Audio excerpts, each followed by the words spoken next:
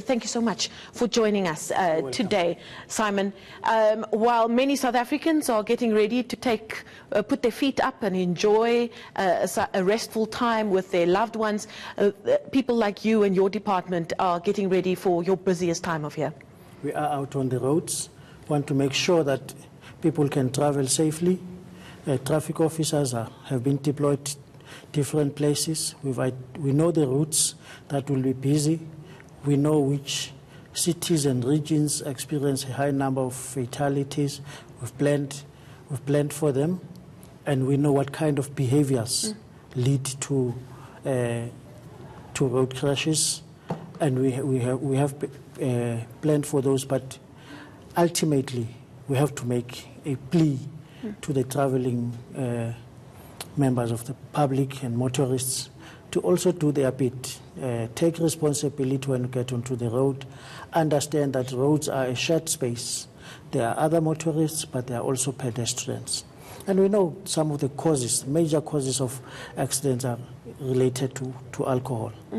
Research shows that up to 60% of people who die on roads in South Africa have had one too many to drink. That includes drivers and pedestrians. And does that include drivers of vehicles that are transporting other people, for instance, our buses and our taxis? What are the statistics there in terms of driving under the influence? There is not a big problem. Big problem is in so it's more individual drunken driving? Yes. But you see, younger drivers also tend to have a high number of passengers in their cars. Younger drivers? Younger drivers. Okay, why is that? They're going to fun places. And maybe only one friend has a license or a car? Yes. Okay. And when an accident happens, you find that there's 5 people that perish. And the seatbelt use is also low amongst them. In South Africa, seatbelt use is around 30%. If we can take that up to at least 90%, we can reduce the 38% of passengers who die on the roads. That's very interesting, because most of the cars that come onto the market now have a sound that goes off if you don't put your seatbelt on. But the sound is for people sitting in front. Those in the back are not. Indeed, indeed. Now, what you do is very much a science now. You know where your busy roads are. Are you finding that because of this public holiday weekend that those volumes are increasing earlier this year than in previous years? Yes, we are finding that this weekend is going to be very, very busy. It's a peak period, but we are expecting also that the 21st is also going to be a period that is going to be busy, because you have your Christmas coming in on the Wednesday, the following week. So these are our South Africans take these as long weekends almost. This 16th is a long weekend. The following week is also going to be treated as a long weekend. With these long weekends, we see high alcohol consumption. It's a South African phenomenon.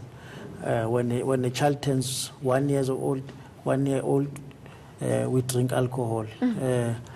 When we pass our matric, we drink alcohol. When there's a wedding, when there's a funeral, all of these things. Yes. What are our busiest roads going into this period? The roads going to Limpopo, the N1 is going to be very busy, and the MEC in Limpopo is also out on the road today to keep on sending the message. You know, there have been major accidents on the N1. The N3 is going to be busy. The N2 from Cape Town to the Eastern Cape is going to be busy. And roads leading to the border gates are also going to be very busy.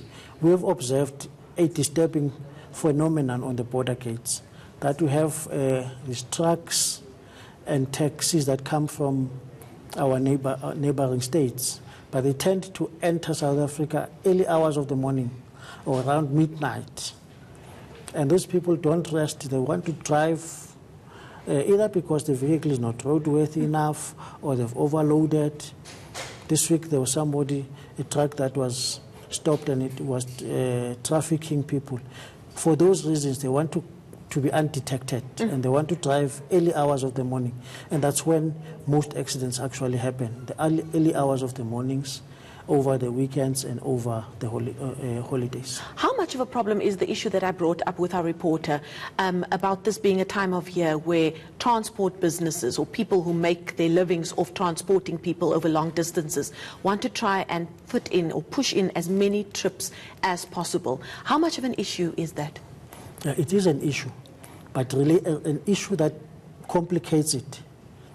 It's that man who has a kumbi there, which is not registered either with Santaco or anybody, sees an opportunity to make a quick buck, then gets onto the routes and they cause accident. And it's also some of the taxi operators who then, because the route to Durban is busy, want to get in there. He doesn't have a permit to be traveling on that route.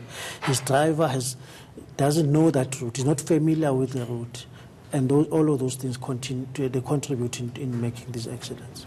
Goodness, so many things for you and your team to keep on top of, but we wish you all the best for the coming week. The spokesperson for the Road Traffic Management Corporation, Simon Zwane.